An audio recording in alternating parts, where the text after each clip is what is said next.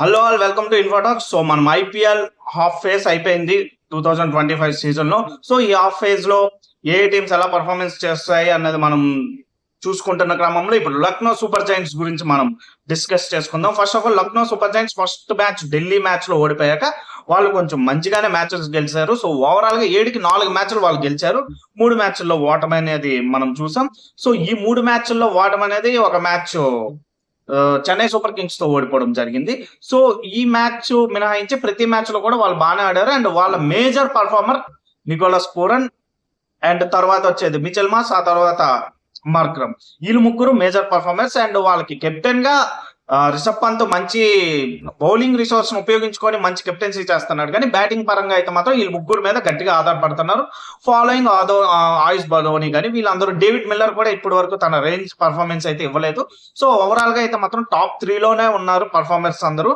And అందులో Mitchell Marsh and Nicholas Pooran almost purple cap కోసం, orange cap కోసం గట్టిగానే పోటీ పడుతున్నారు.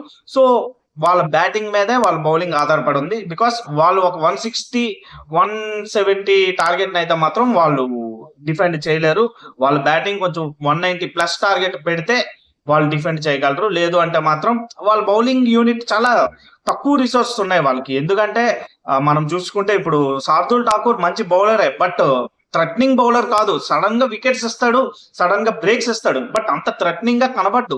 సో థ్రెటనింగ్ గా కనబడకపోవడం తనకి ప్రతిసారి ప్లస్ అవుతుంది.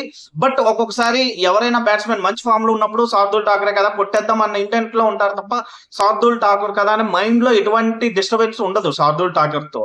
సో బట్ దాన్ని ఓవర్కమ్ చేస్తూ శార్దుల్ ఠాకూర్ బ్రేక్స్ ఇస్తున్నాడు, అది మంచి విషయం. బట్ అది ప్రతిసారి ఉపయోగపడదు. అండ్ శార్దుల్ ఠాకరే ఇప్పుడు వాళ్ళ బౌలింగ్ యూనిట్ మొత్తాన్ని నడిపిస్తున్నాడు. ఆవేశ్ ఖాన్ వీళ్ళందరూ ఉన్నా కూడా శార్దుల్ ఠాకూర్ కొంచెం కన్సిస్టెంట్ గా పర్ఫార్మెన్స్ ఇస్తున్నాడు. ఆవేశ్ ఖాన్ అండ్ మిగతా వాళ్ళందరూ వాళ్ళ స్పిన్నర్స్ చూసుకుంటే రవి బిష్నోయ్ ఉన్నాడు. రవి బిష్నోయ్ మంచిగానే పర్ఫార్మెన్స్ ఇస్తున్నాడు. బట్ కొన్నిసార్లు వాళ్ళ పిచ్ సహకరించట్లేదు అని తెలిసి రిషబ్ పంత్ కీలకమైన టైంలో రవి బిష్నోయ్ కి బాల్ ఇవ్వకపోవడం ఇవంతా జరుగుతుంది.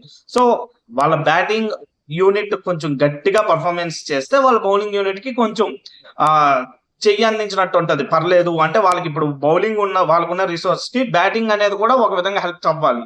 సో ఫర్ ఎగ్జాంపుల్ 5 బౌలర్స్ వేస్తే వాళ్ళకి 6th హ్యాండ్ గా బ్యాటర్ ఉండాలి గట్టిగా ఆడడానికి. సో నికోలస్ పూరన్ గానీ, రిషబ్ పంత్ ఇప్పటి వరకు తీసుకోలేదు, మొన్న మ్యాచ్ లో తీసుకున్నా కూడా రిషబ్ పంత్ కానీ వీళ్ళందరూ ఆ బాధ్యత తీసుకొని వాళ్ళకి ప్రతి మ్యాచ్ ఆల్మోస్ట్ 190+ టార్గెట్ పెట్టిస్తే, ఇన్ కేస్ వాళ్ళ బౌలర్స్ డిఫెండ్ చేయాల్సి వస్తే, వాళ్ళ బౌలర్స్ ఒకవేళ ఫస్ట్ డే బౌలింగ్ చేస్తే పక్కాగా బ్యాటర్స్ ఆ స్కోర్ ఎంత అనేది చేయాల్సి వస్తుంది. బట్ వాళ్ళ బౌలర్స్ డిఫెండ్ చేశారు, చాలా మంచి స్కోర్స్ ని డిఫెండ్ చేశారు, బ్యాటర్స్ ఇచ్చిన స్కోర్స్ ని. బట్ అది ప్రతిసారి అవుతుందా అనేది మాత్రం చూడాలి. ప్రస్తుతానికైతే 7 లో 4 మ్యాచెస్ విన్ తో కొంచెం కంఫర్టబుల్ పొజిషన్ లోనే ఉన్నారు, మిడ్ టేబుల్ లో ఉన్నారు. సో టేబుల్ టాప్ రైన్ అవ్వచ్చు, టేబుల్ కిందకైనా వెళ్ళిపోయే ఛాన్స్ ఉంటది.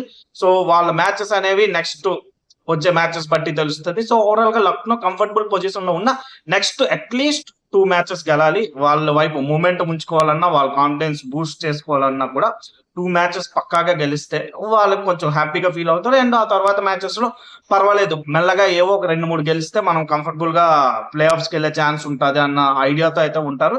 బట్ వాళ్ళ బ్యాటింగ్ మాత్రం ప్రతి మ్యాచ్ లోని రక్తం చిందించాల్సి ఉంది.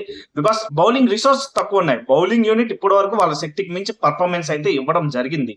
బట్ వాళ్ళ బ్యాటర్స్ మాత్రం దృష్టిలో పెట్టుకొని ప్రతి మ్యాచ్ పర్ఫార్మెన్స్ చేయాల్సి ఉంటది. So Lucknow half phase analysis అనేది ఇది. మీకేమనిపిస్తుందో కామెంట్ చేయండి. Thank you.